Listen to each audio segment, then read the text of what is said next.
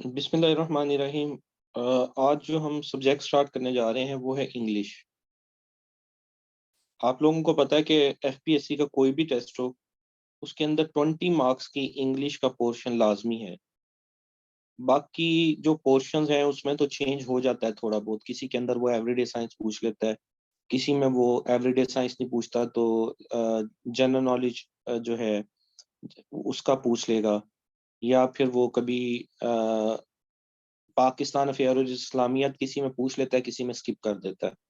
लेकिन आप अगर देखेंगे कि कोई भी पेपर है एफपीएससी का, उसमें 20 मार्क्स की इंग्लिश मस्ट है। इवन के सब्जेक्ट का पेपर भी हो, लेक्चरार का पेपर हो या वेटनी ऑफिसर का भी एफपीएससी पेपर लेती है फेडरल पब्लिक, तो 20 मार्क्स की उसके अंदर भी इंग्लिश जो है वो आपकी मस्ट है। अब इंग्लिश एक ऐसा सब्जेक्ट है जो रातों रात तो आपको आ नहीं सकता, इसकी आपको प्रैक्टिस करनी पड़ती है। प्रैक्टिस करने के साथ साथ ही आपकी जो इंग्लिश के ऊपर कमांड है वो अ, आती है। और अभी जैसे टाइम है पेपर में, जिस तरह ये एफआईए के पेपर्स कम से कम भी 2-3 महीने बाद आराम से, मतलब इतना टाइम तो आपके पास होगा, तो उसके अंदर आप चीज़ों को कवर कर सकते हैं। फिर इंग्लिश पे कमांड इसलिए भी ज़रूरी है कि अगर आपका पेपर पास हो जाता है, ऑब्जेक्टिव पेपर स्क्रीनिंग टेस्ट, तो उसके बाद आप लोगों का डिस्क्रिप्टिव टेस्ट भी होना है। और जो डिस्क्रिप्टिव टेस्ट है वो आपको इंग्लिश उसके अंदर ही लिखनी है। वो 100 मार्क्स का टेस्ट होता है, ठीक है। तो उसके अंदर भी डेफिनेटली आपने इंग्लिश में लिखना है। आपको इंग्लिश के डिफरेंट एरियाज पे कमांड होगी तो प्रॉपर आप सेंटेंस बना सकेंगे, प्रॉपर इंग्लिश लिख सकेंगे। तो हम ये देखते हैं कि वन पेपर एमसीक्यू एग्जाम में जो इंग्लिश आती है वो मोस्टली किन एरियाज के अंदर से आती है। सेंटेंस कंप्लीशन दी होती है इसमें। आपको कोई सेंटेंस दिया होता है और उसमें से एक वर्ड जो है वो गायब होगा, नीचे आपने उसको फिल करना होगा। वो टेंस की शक्ल में भी हो सकता है, पार्ट ऑफ स्पीच की शक्ल में भी हो सकता है, प्रेपोजिशन की शक्ल में भी हो सकता है। सेंटेंस को जो आपने कंप्लीट करना होता है वो आपसे एक सेंटेंस दिया होगा और उसके अंदर प्रेपोजिशन मिसिंग होगा। वो आपसे कहेगा fill in the blanks with proper preposition, तो आपको वो लगाना होगा। या वो हो सकता है कि एक पूरा टेंस दे दे और नीचे चार दिए हुए हों सेंटेंसेस, उनमें से आपने बताना हो कि इन चारों में से ठीक कौन सा है। अब ठीक उसमें आप किस तरह से जज करेंगे, जब आपको पता होगा कि बाकी तीन में गलती क्या है। आपकी ग्रामर के ऊपर कमांड होगी तो आप ये चीज जज कर सकते हैं कि गलत सेंटेंस कौन से दिए हुए हैं और बिल्कुल ठीक ग्रामर के हिसाब से इनमें से सेंटेंस कौन सा है। तो बेसिकली हम ये कह सकते हैं कि दो पार्ट हैं जो आपसे इंग्लिश में पूछे जाते हैं। वन इज ग्रामर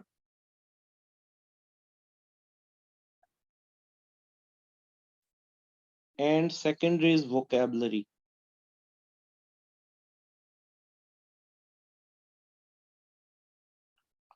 ये ऊपर वाली जितनी चीजें हैं, जब आपकी ग्रामर स्ट्रोंग होगी तो ही आप इनको कवर कर सकते हैं। और नीचे वाला जो पार्ट है, समटाइम वो सिनोनिम्स एक जैसे जिनका मतलब सेम होता है, ऊपर एक वर्ड दिया होता है, नीचे चार वर्ड दिए होते हैं, आपने बताना होता है। एंटोनिम, ऊपर वर्ड दिया होता है, उसका अपोजिट आपने बताना होता है। या एनालॉजी, दो वर्ड दिए होते हैं, लाइन फॉरेस्ट, ठीक है, नीचे उसको एनालॉजी, नीचे सेट में से देखना होता है कि कौन सा सेट जो है इससे मैच करता है। तो ये भी ऑलमोस्ट वोकेबलरी के अंदर ही आ जाता है। इसके लिए जो बुक आप लोगों को पढ़नी चाहिए ग्रामर को अपने स्ट्रॉन्ग करने के लिए, वो रेन एंड मार्टिन बुक है। Rain and Martin.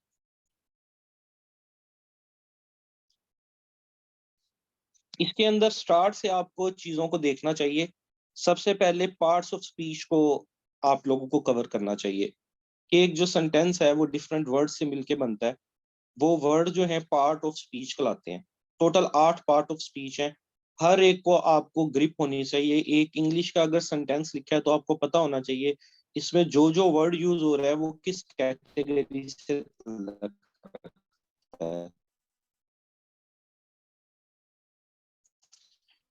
फिर आपको टेंसेस के ऊपर ग्रिप होनी चाहिए, डिफरेंट टाइप होती हैं, सिंपल सेंटेंस, कंपाउंड से। रेन एंड मार्टिन जो आमतौर पे हम लोग जो पढ़े हुए हैं उर्दू मीडियम स्कूलों के, हमें ये बुक थोड़ी सी मुश्किल लगती है, रेन एंड मार्टिन। तो अगर थोड़ी सी आसान करनी है तो आफताब की बुक है जो बीए की, इंग्लिश वाली, वो पढ़ी जा सकती है। जो सीएसएस के स्टूडेंट हैं वो करमदाद चुगताई की बुक पढ़ लें, इंग्लिश बाय करमदाद चुगताई। वो उनका सीएसएस की भी चीजें कवर हो जाती हैं, जैसे पेपर आना होता है ना सीएसएस का, इंग्लिश का 100 मार्क्स का, तो वो भी कवर हो जाएगा और उनका ये वाला भी पार्ट जो है कवर हो जाएगा। ये 2-3 बुक्स हैं। इसके अलावा एक book exploring the world of English by Saadat Hasan, वो भी है, उससे भी पढ़ा जा सकता है।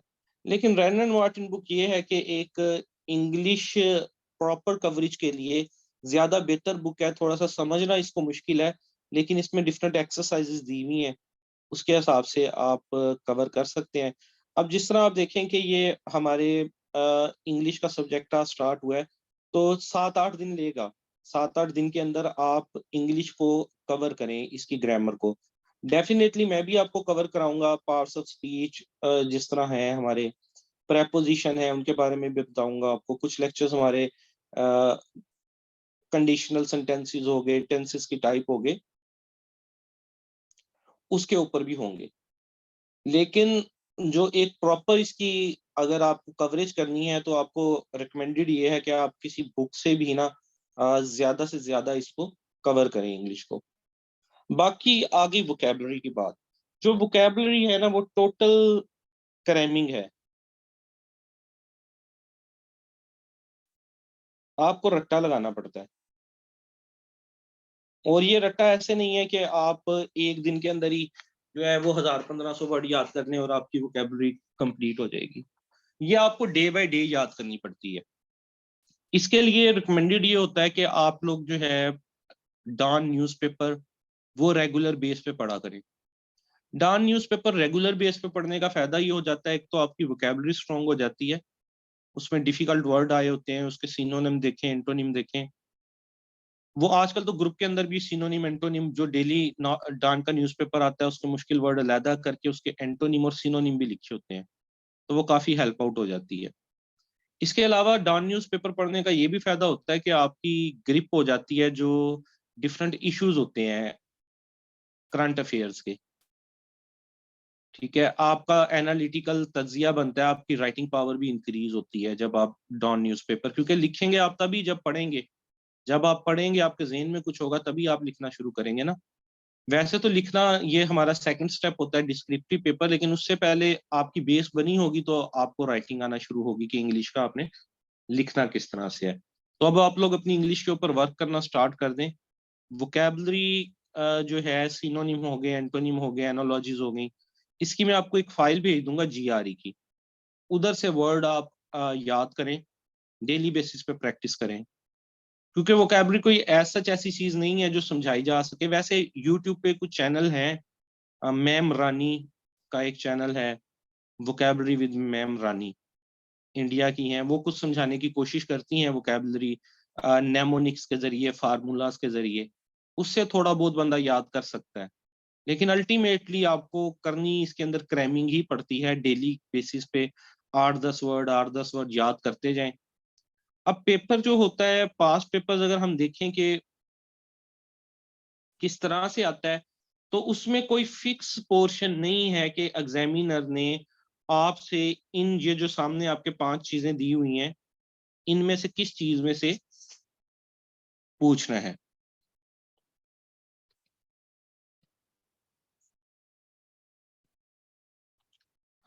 ये मैंने भी सुना है इंग्लिश के पोर्शन, लेकिन मेरा ख्याल है ऐसा है नहीं कि इंग्लिश के पोर्शन वाला, डिफरेंट सोर्सेज पे डिफरेंट जगह पे इसका डिफरेंट जवाब मिलता है। कुछ लोग कहते हैं कि इंग्लिश के पोर्शन 20 मार्क्स में से 10 लेना जरूरी होते हैं, अगर आप इसमें से 10 नहीं ले पाते तो वो पेपर आपका फेल होता है, चाहे बाकी पेपर में आपके जितने मर्जी मार्क्स हो। लेकिन हमें अभी तक इसका कुछ सेटिस्फैक्ट्री जवाब मिला नहीं। मुझे डिफरेंट सोर्सेज पे डिफरेंट मिला है, हाँ हमें भी जवाब मिला है, ना हमें भी मिला है। बाकी इसको मजीद सर्च आउट किया जा सकता है, या एफपीएससी को मेल की जा सकती है, मेल करके भी पूछा जा सकता है कि क्या ऐसा है जो इंग्लिश का 20 मार्क्स का पोर्शन है उसको अलहदा से पास करना होता है अकामुलेटिव के बगैर। वैसे ऐसा जो हमारा लिखा होता है पेपर वगैरह के अंदर, जब रोल नंबर स्लिप या इंस्ट्रक्शन, उसमें ऐसी कोई बात लिखी नजर नहीं आई कभी कि इंग्लिश को अलहदा से पास करना है आपने। बहरहाल इसके ऊपर मजीद मतलब एफपीएससी को मेल की जा सकती है। नहीं, ऐसा सुनने में है ना, ये बात आती है बार बार घूम घूम के कि इंग्लिश का पेपर अलहदा से पास करना होता है, 20 मार्क्स में से 10 लेना जरूरी होते हैं, अगर नहीं आते तो टोटल पेपर आपका फेल हो जाता है। बाकी इसको मजीद कंफर्म कर लेते हैं। अब मैं आपको नेक्स्ट चीज बता रहा था कि हाँ, अब आप लोग कुछ पास पेपर से भी गो थ्रू हुए होंगे जो मैंने आप लोगों को भेजे हैं, उसमें इंग्लिश का पोर्शन भी होता है। तो उसमें आप लोगों ने भी आइडिया लगाया होगा कि कोई फिक्स प्रोपोर्शन नहीं है। ऐसा नहीं है कि वो कुछ सेंटेंस कंप्लीशन दे दे, कुछ पार्ट ऑफ स्पीच दे दे, कुछ प्रेपोजिशन दे दे, कुछ सिनोनिम दे दे। कुछ पेपर ऐसे होते हैं जिनके अंदर 20 का 20 नंबर सिनोनिम और एंटोनिमी जस्ट दिया होता है और कोई चीज नहीं पूछी होती। कुछ ऐसे पेपर हैं जिसमें 20 के 20 नंबर का सिर्फ प्रेपोजिशन दिया होता है और कुछ नहीं पूछा होता। कुछ ऐसे होते हैं जिसमें डिफरेंट पोर्शन को अमलगामेट किया होता है। तो अब ये जो चीज है, इसके अंदर हमारा तो कोई हाथ नहीं है कि एग्जामिनर को बाउंड कर सकें कि वो इनमें से क्या चीज पूछता है। हमें सारी चीजों पे प्रॉपर कवरेज होनी चाहिए। अभी लास्ट टाइम भी पेपर हुए थे सम टाइम, बल्कि ऐसा होता है जैसे इंस्पेक्टर है एफआईए का, उसमें काफी ज्यादा लोग अप्लाई करते हैं, तो डिफरेंट बैचेस में उसके पेपर होते हैं, बैच 1, बैच 2, बैच 3। ठीक है, सुबह अलहदा पेपर हो रहा है कुछ लोगों का, शाम को अलहदा हो रहा है, अगले दिन फिर हो रहा है, 4-5 बैच बन जाते हैं, पेपर डिफरेंट होते हैं। अब उनके अंदर भी बल्कि हम देखते हैं कि इवन एक ही सीट का पेपर है, इंग्लिश पोर्शन उसके अंदर डिफरेंट बैचेस में डिफरेंट टाइप का आ रहा है। एक बैच में वो सिर्फ प्रेपोजिशन पूछ रहा है, एक बैच में वो वोकैबलरी को ज्यादा इंपॉर्टेंस दे रहा है, किसी के अंदर वो सेंटेंस कंप्लीशन को ज्यादा इंपॉर्टेंस दे रहा है। तो ये वेरी करता है। और इसके लिए जरूरी है कि आप लोगों को टोटल आना चाहिए। ये 14-15 एमसीक्यूज का जो आप कह रहे हैं, कोई यहाँ पे हल करके उसको भेज दे, क्योंकि अभी हम इंग्लिश स्टार्ट कर रहे हैं, या फिर इसको हम लेक्चर के बाद डिस्कस कर सकते हैं, या जिसको पता है वो यहाँ पे उसको सॉल्व करके ना सेंड कर दें। अब मोस्ट रिपीटेड पोर्शंस हम देखते हैं एग्जाम्स के अंदर, तो इसको हम दो हिस्सों में तकसीम कर सकते हैं, एक ग्रामर में और दूसरा वोकैबुलरी में। बेसिकली दोनों चीजें आपकी जज होनी है, आपकी ग्रामर भी इंग्लिश की और आपकी वोकैबुलरी भी, दोनों चीजों के ऊपर आपको कवरेज हासिल करनी है। अब हम ये जो डिफरेंट पोर्शन इसने दिए हुए हैं पास्ट पेपर्स में, इनकी एग्जांपल्स देख लेते हैं और उनको जो है ब्रीफ टच देते जाते हैं, थोड़ा थोड़ा देखते जाते हैं कि पास्ट पेपर में किस तरह के क्वेश्चन आए हुए हैं इन सारे एरियाज में से। और फिर नेक्स्ट लेक्चर में हम फिर उनको थारोली जो है वो कवर करते जाएंगे। अब देखिए, completion by correct part of speech, ये किस तरह से पूछा जाता है। पार्ट्स ऑफ स्पीच हमें पता है कि 8 होते हैं। नाउन होता है, pronoun, verb, adjective, adverb, preposition, conjunction and interjection. Parts of speech पे हमारे 2 बल्कि 3 लेक्चर होंगे। मेरी कोशिश होगी कि पार्ट्स ऑफ स्पीच तो आप लोगों को अच्छे तरीके से करा दिए जाए। अभी ये जैसे नाउन, किसी चीज का नाम नाउन कहलाता है। द डॉग हाउल्ड, इसमें डॉग जो है वो एक नाउन के तौर पे यूज हुआ है। इतने लेवल तो हमें पहले भी पता है कि किसी चीज का नाम नाउन कहलाता है, किसी चीज का नाम प्रोनाउन कहलाता है। और जो नाउन की जगह लफ्ज यूज होते हैं वो प्रोनाउन कहलाते हैं, जैसे इट यूज हो रहा है, या हम ही शी आई, वी, यू, दे, नाम की जगह जो लफ्ज इस्तेमाल करते हैं वो प्रोनाउन कहलाते हैं। लेकिन अब हमें जो है थोड़ा सा एडवांस लेवल पे आना पड़ेगा। हमें ये भी देखना होगा कि नाउन की आगे टाइप्स कौन कौन सी होती हैं। जैसे कॉमन नाउन होता है, प्रॉपर नाउन होता है, एब्स्ट्रैक्ट नाउन होता है, कंक्रीट नाउन होता है, कोलेक्टिव नाउन होता है। ये नाउन की डिफरेंट टाइप्स आ जाती हैं। सिमिलरली अगर हम प्रोनाउन देख लें, प्रोनाउन की भी आगे टाइप्स आ जाती हैं। डेमोन्स्ट्रेटिव प्रोनाउन है, रिफ्लेक्टिव प्रोनाउन है। तो हमें इनको मजीद जो है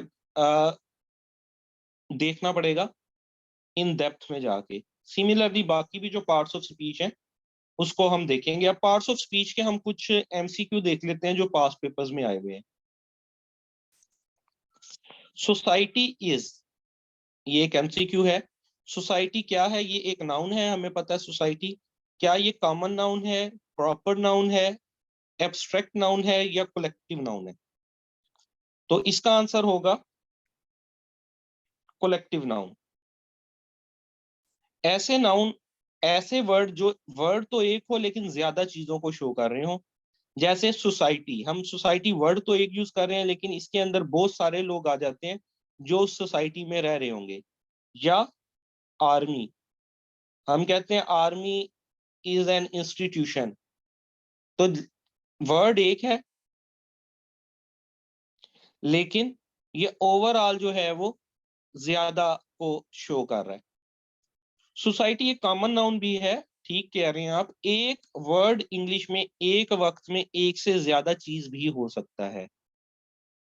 आगे बल्कि हम पढ़ेंगे कई ऐसे वर्ड होंगे जो एज ए एडजेक्टिव भी यूज होते हैं, वो एज ए एडवर्ब भी यूज होते हैं, वो एज ए नाउन भी यूज होते हैं। लेकिन हमने according to the given situation जो बेस्ट ऑप्शन होता है उसको चूज करना होता है। तो यहाँ पे अकॉर्डिंग टू सिचुएशन जो बेस्ट ऑप्शन है वो कलेक्टिव नाउन का है। सोसाइटी एक वर्ड जो कि ज्यादा चीजों को शो कर रहा है। अगर वो यहाँ पूछता बॉय इज और यही चार ऑप्शन होते तो हम उसको कॉमन नाउन कहते। ठीक है। अब जैसे ये एब्स्ट्रैक्ट के अंदर भी आ जाता है, सोसाइटी को बेसिकली छुआ नहीं जा सकता। ऐसी चीजें, ऐसे नाउन जो छुए नहीं जा सकते वो एब्स्ट्रैक्ट कहलाते हैं। ठीक है। ये दो तीन में सकता है लेकिन बेस्ट पॉसिबल आंसर इसका यहाँ पे कलेक्टिव नाउन बनता है। इसी तरह कलेक्टिव नाउन में आर्मी आ जाता है, ज्यूरी आ जाता है, ठीक है, टीम आ जाता है। वर्ड एक है टीम, लेकिन शो करता है कि ये 12 खिलाड़ियों पे मुश्तमिल एक टीम है।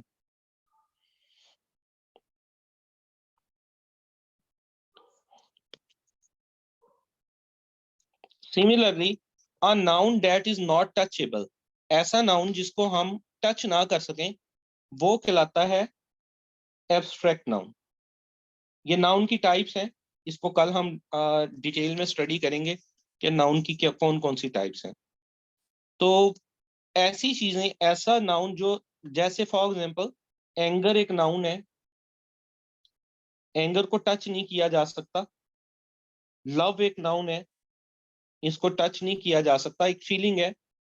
ड्रीम, ख्वाब, इसको टच नहीं किया जा सकता, ये एक जो है एब्स्ट्रैक्ट नाउन है।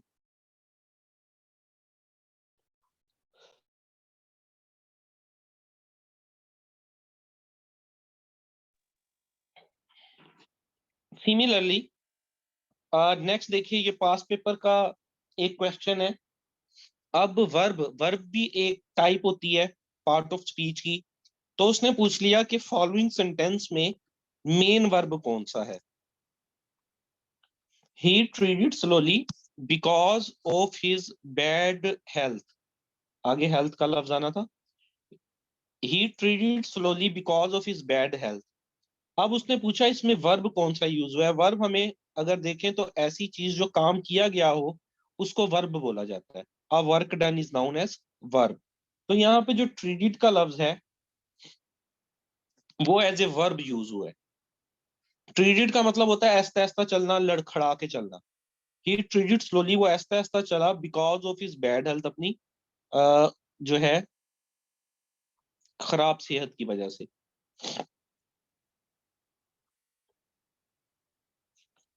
उसके बाद देखिए ये भी एक पास पेपर का क्वेश्चन है। वो आपसे कह देता है identify the part of speech for the underlined word in the following sentence. कि उसने नीचे एक सेंटेंस दिया है और उसमें जिस वर्ड को उसने अंडरलाइन किया हुआ है, आपने बताना है कि ये किस पार्ट ऑफ स्पीच से तल्लक रखता है। आपको पीछे मैंने एक चार्ट दिखाया था कि पार्ट ऑफ स्पीच जो है वो 8 तरह के होते हैं। किसी भी सेंटेंस में कोई भी जो वर्ड होगा वो उन्हीं 8 में किसी एक से तल्लक रखता होगा। अब यहां उसने कह दिया the weather was very cold. Very क्या लफ्ज है? तो वेरी एक एडवर्ब है। एडवर्ब क्या होता है? ऐसे अल्फाज जो वर्ब जो काम किया गया हो उस काम को डिस्क्राइब करें, उसकी इंटेंसिटी को बयान करें। तो यहाँ वेदर के साथ ये वेदर को जो है स्ट्रेंथन कर रहा है, उसका मीनिंग बता रहा है कि वेदर जो है वो बहुत ज्यादा ठंडा है। तो ऐसे वर्ड जो है एडवर्ब कहलाते हैं। हाँ जी।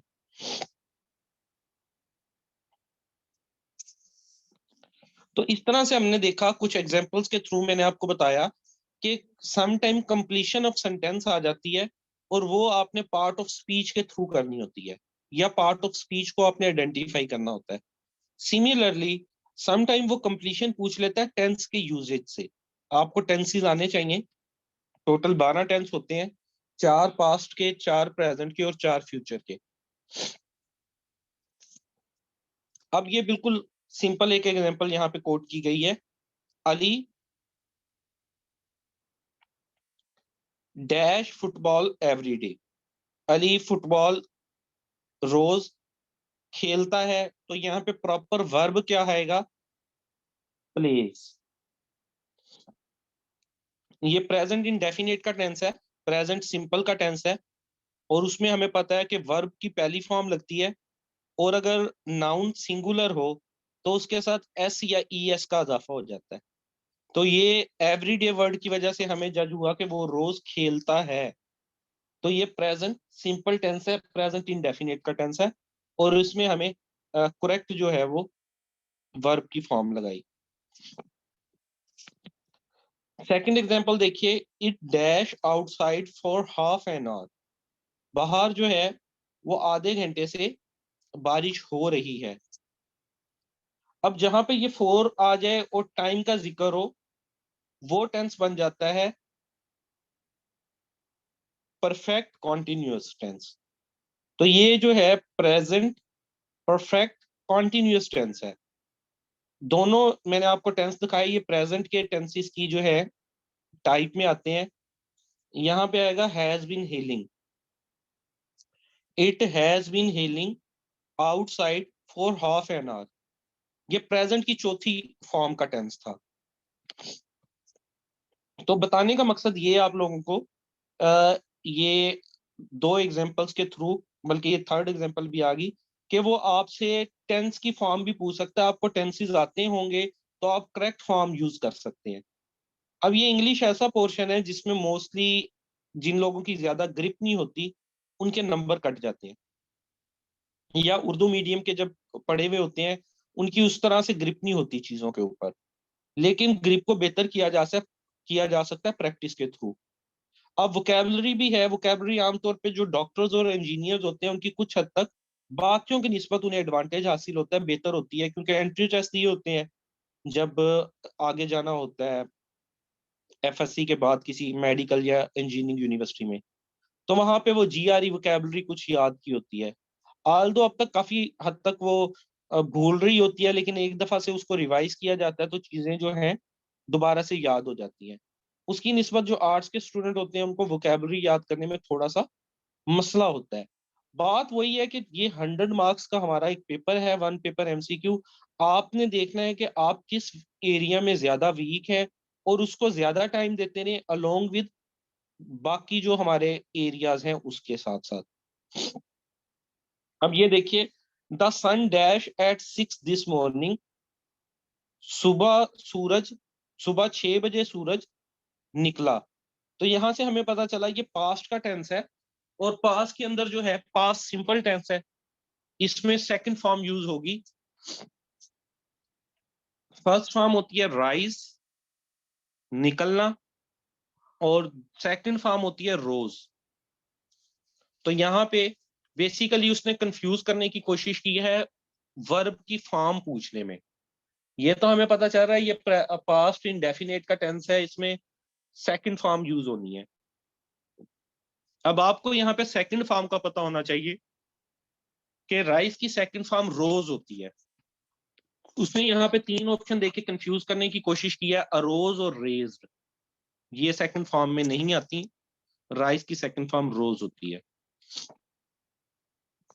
सिमिलरली हम नेक्स्ट पोर्शन देखते हैं, और उसके अंदर क्या है जी, कंप्लीशन बाय प्रेपोजिशन। ये एक ऐसा पोर्शन है जिसमें जो मैंने पास्ट पेपर्स में ऑब्जर्व किया है, सबसे ज्यादा जो इंग्लिश में पूछा जाता है वो प्रेपोजिशन पूछा जाता है। आप डिफरेंट पेपर्स उठा के देख लें, अक्सर पेपर ऐसे हैं किसी में 10 नंबर के प्रेपोजिशन पूछे हुए हैं, कुछ पेपर में सारे 20 के 20 नंबर के प्रेपोजिशन पूछे हुए हैं। मतलब मैक्सिमम जिस पोर्शन को अगर हम एनालिसिस करते हैं तो वो प्रेपोजिशन का पोर्शन है, और इसी में हमारी सबसे ज्यादा गलतियां होती हैं। प्रेपोजिशन, करेक्ट प्रेपोजिशन का यूजेज हमें नहीं आ रहा होता, या जब वो हमें एमसीक्यू में दे देता है तो सारे वर्ड्स ही लग रहे होते हैं कि ये इसके अंदर आ सकते हैं। तो ये बाय प्रैक्टिस ये भी बेहतर किया जा सकता है प्रेपोजिशन, इस पे मेरा पूरा लेक्चर भी होगा। प्रेपोजिशन होता क्या है, ये वर्ड होते हैं छोटे छोटे जो कि नाउन और प्रोनाउन को उनकी डायरेक्शन, उनकी लोकेशन, उनका टाइम शो करने या किसी ऑब्जेक्ट को इंट्रोड्यूस कराने के लिए यूज होते हैं। ये वर्ड क्या है, after, in, to, on, with. Preposition किसी जुमले का टोटल मतलब बदल देते हैं।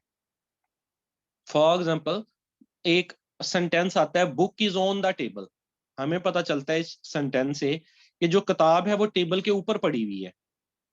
लेकिन अगर हम इसको ये कह देंगे the book is under the table, तो इसका मतलब हो जाएगा वही किताब, सारा फिक्रा सेम है, सिर्फ प्रेपोजिशन चेंज हो रहा है। ऑन आ रहा है तो ऊपर है, अंडर आ रहा है तो इसका मतलब है उस टेबल के नीचे पड़ी हुई है कहीं पे। इन द टेबल है तो इसका मतलब ये है कि कोई वो टेबल ऐसा है जिसमें दराज बने हुए हैं, उस दराज के अंदर पड़ी हुई है, इन द टेबल है। या बिसाइड द टेबल, उसके टेबल के साथ पड़ी हुई है। तो एक वर्ड सिर्फ सेंटेंस में चेंज होने से टोटल जो उसकी मीनिंग है वो चेंज हो रहा है। तो ये प्रेपोजिशन वर्ड कहलाते हैं। जैसे हम इसकी एग्जांपल देख लेते हैं, ये पास पेपर के हैं। I saw him jump dash the wall, मैंने उसको दीवार के ऊपर से जंप करते देखा। तो यहाँ पे जो प्रॉपर प्रेपोजिशन है वो यूज होगा ओवर। किसी भी चीज के ऊपर से गुजरना विदाउट टच किए उस चीज को ओवर के अंदर आता है। ठीक है, ये मैं आपको प्रेपोजिशन का इसके ऊपर पूरा लेक्चर होगा, उसके अंदर बाय पिक्चर्स भी दिखाऊंगा कि ओवर कहाँ यूज करते हैं, ऑन कहाँ यूज करते हैं, एट कहाँ पे यूज करते हैं। नेक्स्ट एग्जांपल देखिएगा, this cloth is inferior to that. Inferior का जहां भी वर्ड यूज होता है या सुपीरियर का वर्ड यूज होता है दो चीजों को कंपेयर करने के लिए, तो उसके साथ हमें टू का प्रेपोजिशन यूज करना पड़ता है। तो यहाँ पे this cloth is inferior to that आएगा।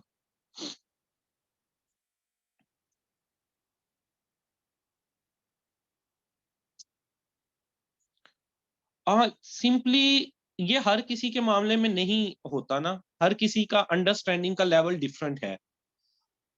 इंग्लिश के अंदर ही डिफरेंट एरियाज पे कमांड डिफरेंट है। किसी के हो सकता है टेंसेस बहुत अच्छे हो, प्रेपोजिशन में वीक हो। ये हो सकता है किसी के प्रेपोजिशन बहुत अच्छे हो, उसको टेंसेस ना आते हो। किसी की वोकैबुलरी बहुत अच्छी हो, ग्रामर वीक हो। ये पर्सन टू पर्सन वेरी करता है कि आपकी किस चीज के ऊपर ग्रिप कितनी है। ओवरऑल जो मैंने नोट किया है स्टूडेंट्स का, प्रेपोजिशन आमतौर पे स्टूडेंट्स के वीक होते हैं, नहीं स्टूडेंट्स को पता चलता कि सही प्रेपोजिशन कौन सा लगाना है। हम जब बल्कि राइटिंग भी चेक करते हैं एस्से वगैरह, तो उसके अंदर भी दो चीजों की गलती सबसे ज्यादा नजर आती है, एक प्रेपोजिशन की और दूसरा आर्टिकल की। आर्टिकल होते हैं ए, एन और दी। ये वर्ड आमतौर पे स्टूडेंट यूज ही नहीं करते।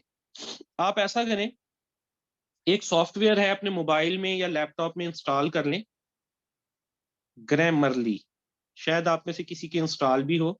आर्टिफिशियल इंटेलिजेंस बेस ये एक सॉफ्टवेयर है। जब भी आप कोई चैटिंग करते हैं या लिखते हैं, कोई लेटर लिखते हैं, कोई एप्लीकेशन लिखते हैं, या टेक्सटिंग करते हैं, टेक्स्ट लिखते हैं, मैसेज लिखते हैं, इंग्लिश में अगर लिखने हैं, तो उसमें जो जो गलतियां होंगी ना, नीचे ये बता देगा आपको कि आपकी ये 5 गलतियां, 6 गलतियां। और आप नोट कीजिएगा, आने वाले दिनों में ये इंस्टॉल कर लें आप अपने मोबाइल्स में, ग्रामरली ऐप के ऊपर ये आपको प्ले स्टोर में मिल जाएगा।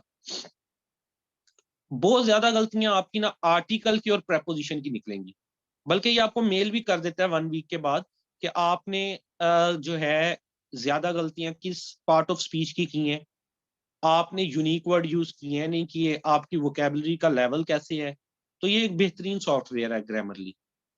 इसको इंस्टॉल करके फिर जो है डिफॉल्ट में इसको ओके कर दें कि अब आपका जो भी मोबाइल है उसका एक अपना कीबोर्ड होगा, एक कीबोर्ड ग्रामरली का होगा। आपने ग्रामरली को ओके कर देना है। लैपटॉप यूज करते हैं, लैपटॉप में भी ग्रामरली इंस्टॉल करके उसको एक्सेस दे दें अपनी फाइल्स के ऊपर, ताकि वो जब आप कोई फाइल पढ़ रहे हैं,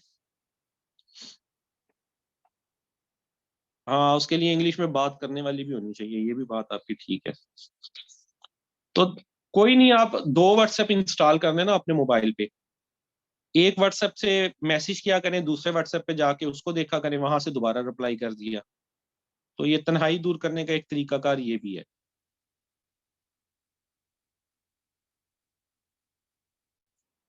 और अगर आपकी जेंडर फीमेल है तो फिर पाकिस्तान में आपको जरूरत ही नहीं है। आप सिर्फ फेसबुक पे भी एक मैसेज करें तो बहुत सारे लोग तन्हाई दूर करने वाले, गपशप करने वाले मौजूद होते हैं, हेल्प करने वाले। कोई बुक मांग लें आप, ठीक है, फौरी तौर पे आपको प्रोवाइड, अपना तन मन धन कुर्बान करने वाले यहाँ पे पाकिस्तानी अवाम मौजूद है। ये जो मेल के साथ इशू है तन्हाई वाला पाकिस्तान में, फीमेल के साथ तो ये तन्हाई वाला इशू है भी नहीं। ना एज, ना कलर, ना कुछ, सिर्फ नब्ज चलती हो, ठीक है, तो पाकिस्तान में उसकी हेल्प की जा सकती है। अच्छा जी, नेक्स्ट देखिए कुछ प्रेपोजिशन। ये पास पेपर में से ही उठाए हैं मैंने आपके। She is hopeful of her success in the examination, तो होपफुल के साथ ऑफ लगेगा। नेक्स्ट देखिए, we must not jeer at others. Jeer के साथ एट का वर्ड होगा। जेयर का मतलब होता है तंज करना, तनकीद करना। हमें दूसरों पे तनकीद नहीं करनी चाहिए। We must not jeer at. Next देखिए, he is jealous of my promotion,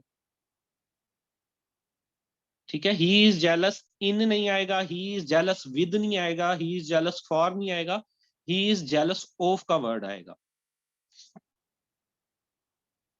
next देखिए, he introduce me to his boss, उसने मुझे अपने बॉस से मुतारफ करवाया।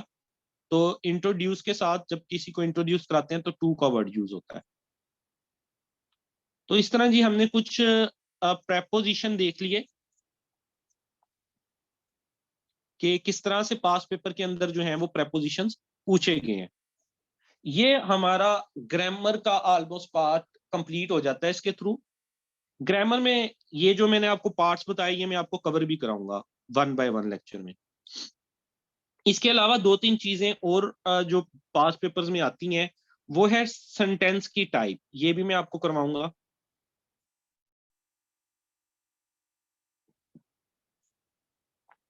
सेंटेंस जो है वो 3 टाइप के होते हैं, सिंपल, कॉम्प्लेक्स और कंपाउंड। तो इसके बारे में भी पेपर में एफपीएससी काफी ज्यादा पूछता है। सेंटेंस दिया होता है, वो आपसे पूछ लेता है ये कौन सा सेंटेंस है, सिंपल है, कॉम्प्लेक्स है या कंपाउंड है। इसके अलावा एक और चीज होती है कंडीशनल सेंटेंसेस। कंडीशनल सेंटेंसेस, ये 4 टाइप के होते हैं कंडीशनल सेंटेंसेस। ये 2 पार्ट्स पे मुश्तमिल होते हैं। इसमें ये होता है कि अगर एक पार्ट में आपने कोई जो है टेंस यूज किया है, तो ये लाजमी है कि दूसरे पार्ट में फला स्पेसिफिक टेंस ही यूज होगा। हाँ जी, इफ और देन वाले, ये 4 टाइप के होते हैं conditional, zero conditional, first conditional, second conditional and third conditional, if और देन वाले। ये भी काफी ज्यादा पूछे जाते हैं पेपर में। बाकी अब आप कुछ हद तक हमारी तैयारी भी होती है, लेकिन कुछ हद तक ना लक वाला जो फैक्टर है वो भी बहुत ज्यादा मैटर कर जाता है। अब जैसे इंस्पेक्टर का पेपर ही 3-4 बैचेस में होना है, आप जिस बैच में है आपका वो पोर्शन आ जाए इंग्लिश का जिसपे आपकी ग्रिप ज्यादा है, तो ये इसको हम लक ही बोलेंगे ना, ये हमारे इख्तियार में तो नहीं है, ये लक के कंसीडर में आ जाता है। हमारे जो हाथ में वो ये है कि हम सारे पोर्शंस को अच्छे से तैयार कर लें। और फिर कुछ पोर्शन होते हैं जिसपे आपकी ग्रिप ज्यादा होती है, कुछ पे आपकी वीक होती है। जिस पे आपकी ग्रिप ज्यादा है उसी पोर्शन में से आ जाए 20 के 20, जैसे एक अभी स्टूडेंट कह रहा था उसको प्रेपोजिशन अच्छे से आते हैं, सेंटेंस पढ़ के ही पता चल जाता है। अब पेपर में 20 के 20 ही अगर आ जाए, और पास पेपर में इस तरह के पेपर हैं जिनमें सिर्फ प्रेपोजिशन है, तो उसके तो 20 में से 18-19 आ गए ना। तो बाकी हमने तो ओवरऑल तैयारी करनी होती है, और पास पेपर में हम देखें तो सेंटेंस की टाइप और कंडीशनल सेंटेंसेस पूछे जाते हैं। इसको भी मैं ग्रामर में आपको कवर करवाऊंगा। इसके बाद सिनोनिम और एंटोनिम की तरफ आ जाते हैं। एक ही दिन होंगे नहीं, डिफरेंट दिनों पे होते हैं, स्टूडेंट्स की तादाद ज्यादा होती है तो फिर डिफरेंट दिनों पे डेज पे कर देते हैं। एक दिन में 2 पेपर भी हो जाते हैं, फर्स्ट बैच का सुबह, सेकंड बैच का शाम, उससे नेक्स्ट डे थर्ड बैच और फोर्थ बैच, 4 से 5 बैचेस तक चला जाता है काम। इंस्पेक्टर में, असिस्टेंट डायरेक्टर में जो है वो 2 बैचेस होते हैं आमतौर पे, एक बैच का सुबह पेपर होता है, एक का शाम को पेपर होता है, दोनों के पेपर डिफरेंट होते हैं। अच्छा, अब दूसरी चीज, ये तो हमारी ग्रामर आ गई जिसको हम लेक्चर्स के थ्रू काफी हद तक कवर कर लेंगे। जो सेकंड थिंग आ गई वो आ जाती है आपकी वोकेबलरी, कि आपकी जो मुश्किल वर्ड्स के मायने हैं वो कितने हद तक आप लोगों ने याद किए हुए हैं। अब इसमें सम टाइम्स तो पेपर में वो आसान भी पूछ लेता है, हमें पता चल रहा होता है क्या मायने है, क्या पूछा है, लेकिन सम टाइम इतने मुश्किल भी आ जाते हैं, ना हमें वर्ड का पता होता है, ना नीचे जो 4 ऑप्शन दिए होते हैं उनके मायने पता होता है। क्योंकि ये थोड़ा सा जो वोकेबलरी का पोर्शन है ये हट के पूछा जाता है। एकेडमिक्स में जो आमतौर पे हम इंग्लिश यूज करते हैं, इवन के सीएसएस में, पीएमएस में, वो हम इजी लेवल की, बल्कि कहा भी यही जाता है कि जितनी इजी इंग्लिश आप लिख सकते हैं उतनी इजी लिखें। आपका मकसद समझाना होता है, फ्लॉवरी लैंग्वेज यूज करना नहीं होता। डिस्क्रिप्टिव भी जब आपका पेपर आएगा उसमें भी आप देखेंगे कि लाजमी नहीं होता कि आपने बड़े फ्लॉवरी वर्ड्स और बहुत मुश्किल वर्ड यूज करने हैं, इसका बैड इंप्रेशन जाता है। लेकिन जब वो हमसे एमसीक्यू में ये चीज पूछता है तो एग्जामिनर का क्राइटेरिया चेंज हो जाता है। एग्जामिनर वहां पे कोशिश करता है कि वो ऐसे ऐसे वर्ड हमसे पूछे जो कहीं डेली लैंग्वेज में ना अंग्रेज इस्तेमाल करता है, ना हम कहीं पे इस्तेमाल करते हैं, ना वो ऑफिस में यूज होते हैं। जस्ट वो आपका एक जो है कह लें कि टेस्ट करना चाह रहा है, शार्प माइंड, या आपको मुश्किल के अंदर डालना चाह रहा है। तो इसकी जो वोकेबलरी है यहाँ पे आज मैं आपको बता तो दूंगा एंटोनिम का, सिनोनिम का और एनालॉजिस का, लेकिन ये आपको पोर्शन खुद ही कवर करना होगा। उसकी फाइल मैं आपको प्रोवाइड कर सकता हूँ जो बेस्ट फाइल है, जिसके अंदर मतलब 500 से 600 वर्ड हो, साथ उसमें मीनिंग दिया हो, एंटोनम दिए हो, सिनोनिम दिए हो, तो वो उसको आप क्रैमिंग करके डेली बेसिस पे 10-10 वर्ड्स करके याद करते जाएं। लेकिन इसको करना पड़ेगा आपको। ऐसा नहीं हो सकता कि अगर आप ये छोड़ दें और पेपर में आ ही एंटोनिम सिनोनिम गए तो काम फिर मुश्किल में पड़ जाएगा। इसके अलावा डेली बेसिस पे डॉन न्यूज़पेपर पढ़ने की अपनी हैबिट बना लें। वो आपको करंट अफेयर्स भी आपके क्लियर करने में मदद देगी, और आपकी वोकेबलरी बिल्ड करने में, आपका एक तज्जिया एनालिसिस बिल्ड करने में भी मदद देगी। देखें, क्योंकि हमने सिर्फ ये पेपर पास नहीं कर लेना, हमारा असल मकसद है सीट हासिल करना। ठीक है, जो भी 16 ग्रेड की सीट है, 17 ग्रेड की, अब वो सीट क्रिएट का हासिल करने के 3 स्टेप हैं आपके पास। पहला स्टेप आपका एमसीक्यू पेपर है, उसके बाद डिस्क्रिप्टिव पेपर भी है जिसमें आपकी राइटिंग स्किल, आपकी वोकेबलरी, ये चीजें चेक होंगी, आपकी ग्रामर ठीक होनी चाहिए। फिर थर्ड पोर्शन आपका, उसके बाद इंटरव्यू भी है। इंटरव्यू के अंदर आपका एनालिसिस चेक होता है, आपका ओपिनियन चेक होता है, आप डिफरेंट मौजूआत को लेके आपकी क्या राय है, ओवरऑल आपकी पर्सनैलिटी जज की जाती है। तो इन चीजों के ऊपर भी काम अभी से शुरू करेंगे तो ही आपको वो एमसीक्यू पेपर में भी हेल्प आउट होंगी चीजें, डिस्क्रिप्टिव में भी हेल्प आउट करेंगी, और आपको वो आपके इंटरव्यू में भी हेल्प आउट करेंगी। ठीक है, तो डेली बेसिस पे अपनी पढ़ने की आदत बना लें। मैं आपको जो मॉडल पेपर देता हूँ, जो लेक्चर देता हूँ, उसके साथ आप लोग अपनी डॉन न्यूज़पेपर पढ़ने की भी हैबिट बनाएं। अब दो तरह से आ जाते हैं सिनोनिम और एंटोनिम। एक ये होता है कि एक जुमला दिया होता है, सेंटेंस दिया होता है, और उसमें वर्ड को अंडरलाइन किया होता है, अंडरलाइन किया होता है वर्ड, और वो आपसे उसके चार मीनिंग नीचे दिए होते हैं, उसमें वो उसका सिनोनिम पूछ लेगा या आपसे एंटोनिम पूछ लेगा। एक तरीकाकार ये होता है। जब आपको सेंटेंस दिया जाता है तो आपने ये बताना होता है कि उस सेंटेंस में वो वर्ड क्या मीनिंग दे रहा है। फॉर एग्जाम्पल, एक पेपर, पास पेपर मैंने देखा, उसमें उसने इंग्लिश पोर्शन में दो एमसीक्यूज दिए हुए थे, दोनों में सेम वर्ड अंडरलाइन किया हुआ था। सेंटेंस था, अब वो मुझे प्रॉपरली याद नहीं है, ही फैब्रिकेटेड द कूलर्स, इस तरह का था कि वो रूम कूलर बनाता है, फैब्रिकेटेड। फॉर एग्जाम्पल हम ये सोच लेते हैं कि एक सेंटेंस है, ही फैब्रिकेटेड रूम कूलर्स। अब फैब्रिकेटेड का यहां मतलब बन रहा है कि वो बनाता है, ठीक है। और नीचे चार ऑप्शन दिए हुए थे, मेड का भी ऑप्शन था, आपने मेड के ऊपर क्लिक करना है। नेक्स्ट सेंटेंस में उसने यही word, he fabricated his opinion in the court, उसने अपना कोर्ट में ओपिनियन फैब्रिकेट कर लिया। अब यहाँ पे नेक्स्ट के अंदर फैब्रिकेट का मतलब होगा आल्टर करना। हम कहते हैं वो अपनी बातों में फैब्रिकेशन कर रहा है, अपनी बातों को बदल रहा है, वो टेक्स्ट में फैब्रिकेशन कर रहा है, या हम जिसको प्लेजरिज्म कहते हैं, कॉपी पेस्ट करते हैं तो वो प्लेजरिज्म करते हैं, उसको हम फैब्रिकेशन करते हैं, फिर अपनी तरफ से चीजें ऐड करते हैं उसके अंदर। अब देखिए, एक ही पेपर है, दो एमसीक्यू है, सेम वर्ड है, लेकिन डिफरेंट सेंटेंसेस में यूज हुआ है, तो वो डिफरेंट मीनिंग दे रहा है। तो हमने इस चीज को भी देखना होता है कि अगर वो किसी सेंटेंस में हमसे वो वर्ड पूछ रहा है तो उस सेंटेंस में वो क्या मीनिंग दे रहा है। जैसे मैंने आपको एग्जांपल में बताया कि दो डिफरेंट फिक्रों में सेम वर्ड सेम ऑप्शन, लेकिन दोनों में अलग अलग वर्ड चूज करना था। इस तरह से भी हो जाता है। अब यहाँ पे देखिए, we must not jeer at others.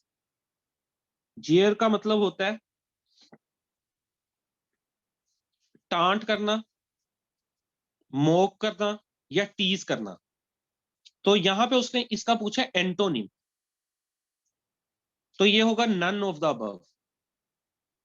ऊपर वाले जो तीनों वर्ड हैं वो इसके सिनोनिम है, जेयर के।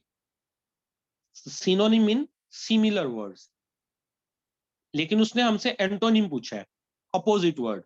तो यहाँ पे ये तीनों उसके सिमिलर वर्ड हैं, इसका आंसर आएगा नन ऑफ द अबव। अब ये देखिए, अब तो चीजें आसान ही बहुत हैं। आपने गूगल के ऊपर जाके वर्ड लिखना होता है, नेट की एक्सेस है आपके पास, डिफरेंट एप्लीकेशंस हैं, आप उसके ऊपर आप चीजों को देख सकते हैं। फॉर एग्जांपल, एक फिक्रे में आपको जेयर का वर्ड मिलता है, जैसे हमने मिला, नेट के ऊपर आप जाके देखें, जेयर लिखें, वो हमें सारी चीजें बता देते हैं। जेयर एक वर्ब है। जेयर का मतलब है मेक रूड और mocking remarks, typically in loud voice. इसके सिमिलर वर्ड्स ये दिए हुए हैं, taunt, mock, ridicule, laugh at, sneer at, deride, tease, insult, abuse। इसी तरह नीचे एंटोनिम भी दिए होते हैं। अब वर्ड एक था, जेयर, लेकिन उस वर्ड के थ्रू आपने आगे भी 8-10 वर्ड याद कर लिए। आप इसी तरह डेली के कोई से 10 वर्ड ले लिया करें और उनके आगे एंटोनिम और सिनोनिम, उनको आपने प्रिपेयर किया करना है। इस तरीके से आप लोगों की जो है ना वोकैबुलरी बिल्डअप होगी। आजकल तो जैसा कि मैं आपको बताया था कि वो बनी बनाई फाइल भी, बल्कि वो जो मेरा एक फ्री वाला ग्रुप है उसके अंदर मैं डेली बेसिस पे भेजता भी हूँ, डॉन की वोकैबुलरी। वो 5-6 वर्ड होते हैं, उनके एंटोनिम भी दिए होते हैं, सिनोनिम भी दिए होते हैं। वर्ड एक होता है, लेकिन आप उनके जब एंटोनिम भी याद कर लेते हैं, सिनोनिम भी, तो आपको 10-11 वर्ड्स याद हो जाते हैं। तो इस तरीके से 2-3 महीने में आप अपनी वोकैबुलरी को बेहतर कर सकते हैं। सिनोनिम देखिएगा, अब ये एक पेपर में देखिए सिनोनिम इसने पूछा हुआ है।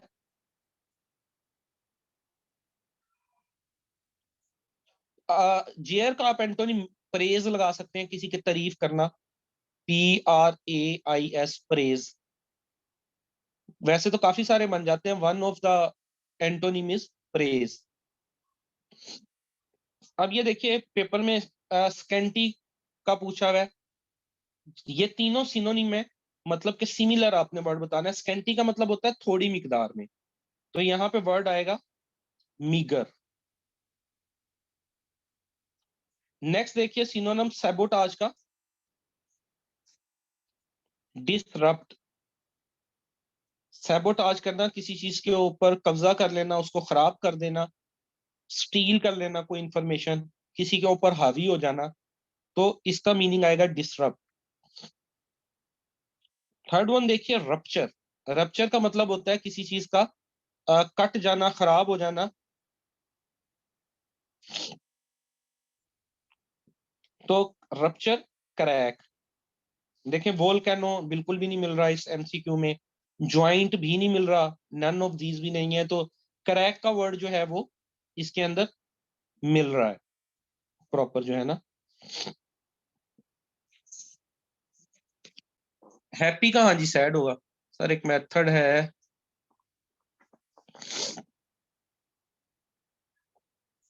हाँ ठीक है।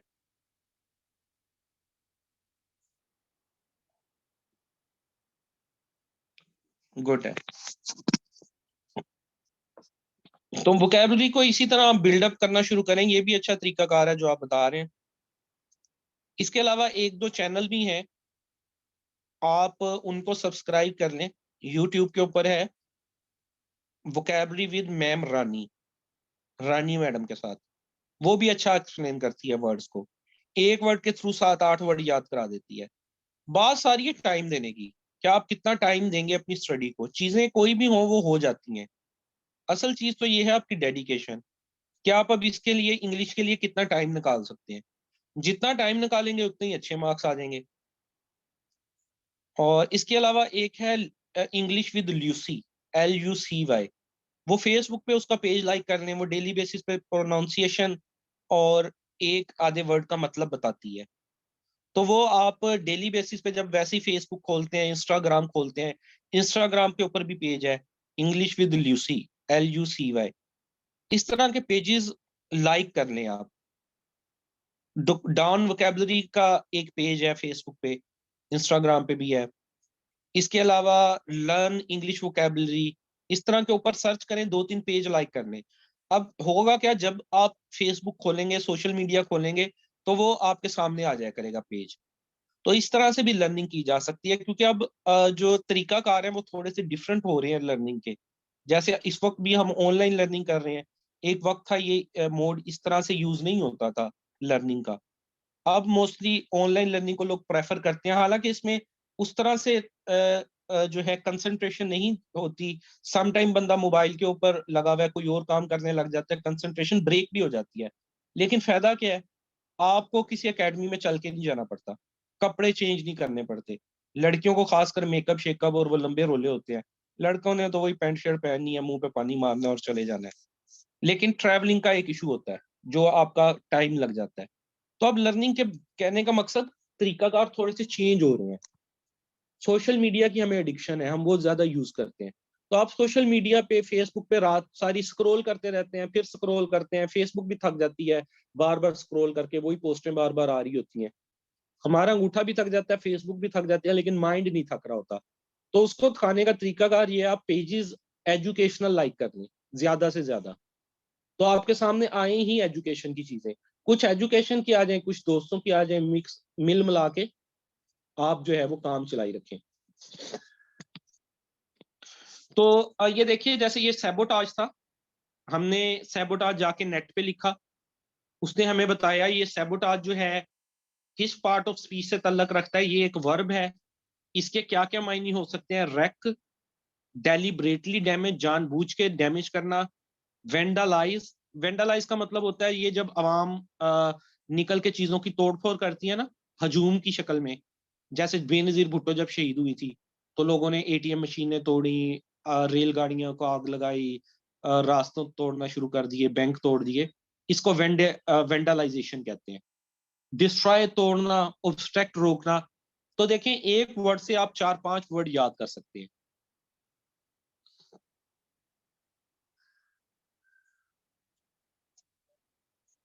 अब ये देखिए, सेंटेंस में सिनोनिम किस तरह से यूज होते हैं। Example, he works in a company that fabricates room cooler. यहाँ पे अब उसने लफ्ज दे दिया फैब्रिकेट, आपने फैब्रिकेट का बताना है क्या मतलब है। तो यहाँ पे फैब्रिकेट का मतलब यूज हो रहा है मैन्युफैक्चरिंग की सेंस में, कि वो एक कंपनी में काम करता है जो कि रूम कूलर बनाती है। लेकिन ओवरऑल अगर हम फैब्रिकेट का मतलब देखें तो किसी चीज के अंदर आल्टर करना, इंफॉर्मेशन को चेंज करना, इस सेंस में भी ये आ जाता है। नेक्स्ट देखें, he is morning the death of his close friend. यहाँ पे मॉर्निंग का लफ्ज है जिसका आपने मीनिंग बनाना है। ये तो वैसे सेंस भी बता रही है, इधर देखें उसका क्लोज फ्रेंड है, उसकी डेथ हुई है, तो उस पर वो मॉर्निंग कर रहा है, तो दुख में ही होगा। हेल्पिंग इसका नहीं होगा, फेवरिंग इसका नहीं होगा, ग्रीविंग, अफसुर्दा होना। तो इस तरह से भी सम टाइम आप सही ऑप्शन पे पहुंच जाते हैं, एक दो को देखते हैं, उन्हें कट करते जाते हैं कि नहीं यार ये तो बिल्कुल ही इररेलेवेंट है। तो सम टाइम आपको मतलब नहीं भी पता होता, लेकिन आप अंदाजा लगा लेते हैं कि बाकी दो का मुझे पता था, वो तो है नहीं, तो मे भी पॉसिबल ये वाला वर्ड उसका मीनिंग हो। तो सम टाइम जब तुक्का लगाने की आखिरी स्टेज आ जाती है कि अब कुछ भी हाथ में नहीं बचा, फिर एंड के ऊपर तुक्कालाइजेशन ही करनी पड़ती है।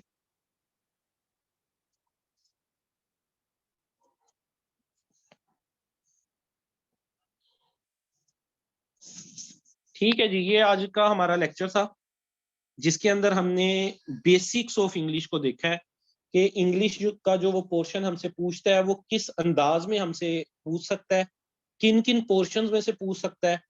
इन पोर्शंस को आप पास पेपर्स में भी ऑब्जर्व करें, उन्हें याद करने की कोशिश करें चीजों को, ताकि जो है आपका ये पोर्शन भी अब जो है वो कवर हो जाए। और किसी का कोई क्वेश्चन वगैरह हो तो मेरे से पूछ सकते हैं।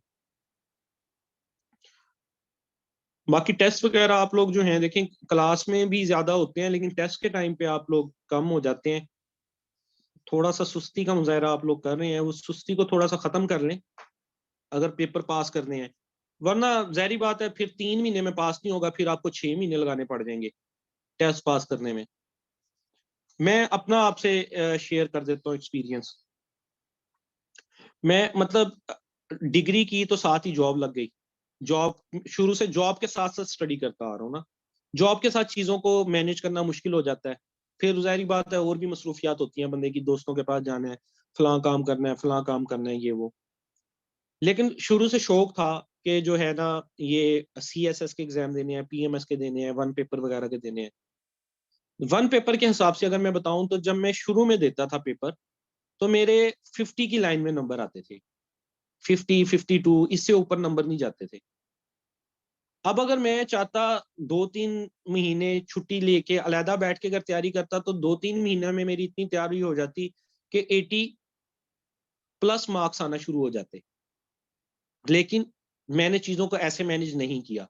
मैं यही बस थोड़ा सा पढ़ लिया, कोई चीज नजर से गुजर गई उसको पढ़ लिया, फेसबुक यूट्यूब पे कोई वीडियो देख ली, मतलब ज्यादा से ज्यादा दिन में आधा घंटा स्टडी का निकलता होगा, कुल मिला मिलू के 5-5 मिनट निकाल के। इस तरह करते करते मुझे 6-7 महीने लगे, फिर जाके मैं 60 की लाइन में आया। फिर और 6-7 महीने लगे, मैं 70 की लाइन में आया। फिर जब कोरोना का टाइम पीरियड आया, उस टाइम पीरियड में ज्यादा टाइम मिला, कोई सच एक्टिविटी होती नहीं थी, घरों में ही होते थे, उसको मैंने पॉजिटिवली यूज किया। उसमें मैंने तैयारी की, PMS की भी की, उसमें भी अच्छे नंबर आए थे मेरे। तो फिर मेरा ये लेवल आया कि 80+ मार्क्स अब मेरे पेपर के अंदर इजीली आ जाते हैं। लेकिन मुझे जो टाइम पीरियड है वो 3-4 साल लग गए इस लेवल पे आने के लिए। कहने का मकसद ये कि अब आपने 80 के मार्क के लेवल पे आने के लिए ये आपके हाथ में है, 3 से 4 साल लगाने हैं, 1 साल लगाना है, या सिर्फ 2 से 3 महीने लगाने हैं। ये आप पे डिपेंड करता है आप कितनी डेडिकेशन से पढ़ते हैं। देखें, आप लोगों ने मुझे पे किया है, आप क्लास में मौजूद है, इसका मतलब है आपके अंदर एक जो स्पार्क है वो तो मौजूद है स्टडी करने का। अंदर एक तो होता है ना, कुछ लोग वैसे ही डेड हो जाते हैं, वो उनको फर्क नहीं पड़ता, वो जिस लाइफ में है वो कहते हैं बस ठीक है यार, जैसे चल रही है चल रही है। लेकिन अगर आप इस वक्त मेरे साथ मौजूद हैं, क्लास ले रहे हैं, पे भी कर रहे हैं, तो इसका मतलब है आप में स्पार्क मौजूद है, आप में एक उम्मीद है कि मैंने आगे से आगे बढ़ना है। तो उसको अगर जरा तेजी से आगे बढ़ लेंगे, डेडिकेशन दिखा के कर लेंगे, तो 3-4 महीने में आप अपनी मंजिल हासिल कर लेंगे। लेकिन अगर आप अपना टाइम स्टडी को कम देते जाएंगे तो वो टाइम पीरियड बढ़ता जाएगा। और सम टाइम ऐसा होता है कि जब आपका टाइम पीरियड बढ़ता जाता है ना, तो फिर एंजाइटी और डिप्रेशन आता जाता है, हौसले खत्म होते जाते हैं। ये बड़ा मुश्किल होता है मेंटेन रखना लॉन्ग टाइम, क्योंकि इस दौरान हमारा जो पाला पड़ता है लोगों से, वो हमें नेगेटिव बातें भी कर रहे होते हैं। इवन के घर वाले भी कर देते हैं, यार 6 तूने पेपर दे दिए, अभी तक किसी में पास तू हुआ नहीं है, इस तरह की बातें। यार अब पेपर देना बस कर दे। तो वो इनडायरेक्टली लाशूर में हमारे जो सेंटिमेंट्स हैं उनको हर्ट करती है, हमारी ईगो को वो बातें हर्ट करती हैं। तो उन बातों से बचने के लिए या उन बातों से मजीद स्पार्क लेने के लिए जरूरी है कि आप करके दिखाएं। तो वो होगा उसी सूरत में जब आप लोग स्टडी करेंगे। तो वही बात इससे निकली थी कि आप टेस्ट वगैरह जरा कम देते हैं। हाँ, रिश्ते भी ऐसे ही है। हाँ, मैनेजमेंट, वही तो बात है ना, मैनेजमेंट अगर नहीं हो पाती तो फिर आपका टाइम पीरियड लंबा होता जाएगा। अभी आप सारे लोग जो हैं अपनी मतलब 25 to 30 के दरमियान होंगे, इस एज में होंगे। कर आप 35 साल तक सकते हैं, 35 ईयर तक किसी मतलब अच्छी पोस्ट के एग्जाम के लिए, FIA हो गया, IB हो गया, या जो भी है उनमें जा सकते हैं। अब वो अपने बुढ़ापे में जाना है अच्छी पोस्ट पे, या अभी जाना है, वो आप पे डिपेंड करता है।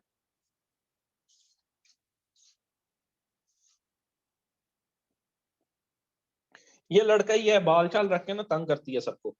है ये लड़का ही, शमीम आरा। नाम इसने लड़कियों वाला रखा हुआ बस, नोट्स नोट्स लेने के लिए ना।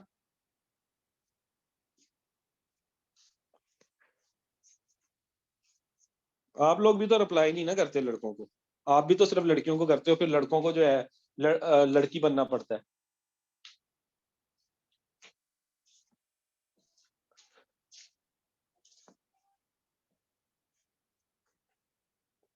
नहीं, मेरी तरफ से तो माफी है, मैंने क्या कहना है। मजबूरी भी होती है, हो सकता है किसी मजबूरी के तहत ये लड़की बन रही हो।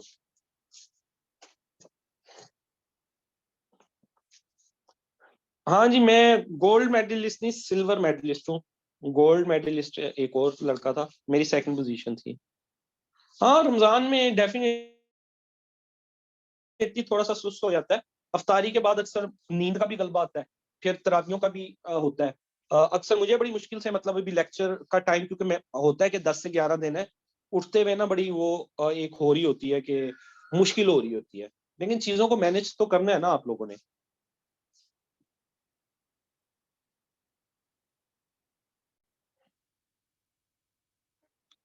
चलिए, शुक्रिया। हाँ, ये बस फिर वो टाइम पीरियड अपने जेहन में रख लें कि आपको अगर बाकी चीजों को भी साथ लेके चलना है, तो टाइम पीरियड फिर जेहन में रखेंगे, मे भी पॉसिबल आपको 4 से 5 महीने लग जाएंगे चीजों को मैनेज करने में। एक दफा तो आपकी बेसिक कोचिंग हो जाएगी, बाद में तो आपने खुद से ही पढ़ना होता है ना, सेल्फ स्टडी करनी होती है, आपको एरियाज पता चल जाते हैं, पास पेपर्स का पता चल जाता है। फिर जैसे ही आप यूनिवर्सिटी से फ्री हो जाएंगे, ज्यादा टाइम दे लें, 1-2 महीने टिका के पास पेपर पढ़ लें और चीजों को कवर कर लें। वो हर बंदे का अपने अलहदा सर्कमस्टांसिस है, हर कोई एक ऑर्बिट में नहीं है, हर किसी का टाइम जोन डिफरेंट है, हर किसी की मजबूरियां डिफरेंट है, हर किसी के जो मामलात हैं वो डिफरेंट है, ब्रेन लेवल इवन के डिफरेंट है। कोई बंदा जल्दी चीजों को तैयार कर लेता है, किसी को ज्यादा टाइम लगता है। तो हर किसी ने अपने आप को एक्सेस करके कि मुझे कितना टाइम पीरियड लगना है, कितने घंटे देने हैं, कितनी कोशिश करनी है, उसके मुताबिक आप लोगों ने इस चीज को एडजस्ट करना है। चलें, ठीक हो गया जी। अल्लाह हाफिज।